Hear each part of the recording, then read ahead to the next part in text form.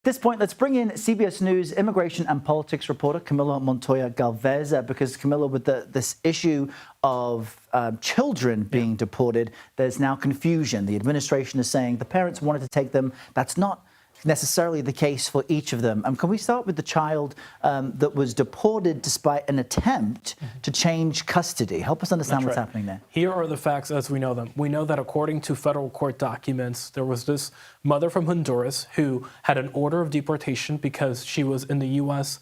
illegally, and she was living with her 2-year-old daughter, who is a U.S. citizen because she was born here on American soil. They went into an ICE check-in appointment to comply with the immigration court process, and the mother was arrested and told that she had to face deportation. According to ICE, the mother opted to allow the daughter to come with her to Honduras on that deportation flight. But what the rest of the family is arguing, Errol, is that the father tried to have the daughter remain in the U.S. by appointing a legal guardian who presumably has U.S. citizenship or other legal status here to take custody of the daughter, of the child, and allow her to remain here on American soil. ICE said it did not get the necessary information to do that and instead deported the mother and the child to Honduras. So again, this gets at the central question about whether the administration is moving too aggressively, too quickly to carry out these mass deportation operations, and in the process along the way, trampling on the due process of citizens and non-citizens alike. Right. I think even one of the judges in these cases noted that a 24 or 48-hour window isn't enough time to allow people who are about to be deported to make their case. Perhaps a judge appointed by current President Donald Trump in his first term. Right, to get a sense of where that judge came from. But there's more cases. There's also the incident of a child who's being treated for stage 4 cancer, also deported despite being a U.S. citizen. What's the information there? That's right. This family was also on the same deportation flight from Louisiana to Honduras, and it included at least one U.S. citizen child, a 4-year-old boy who suffers from a severe form of cancer, and he was receiving medical care here in the U.S.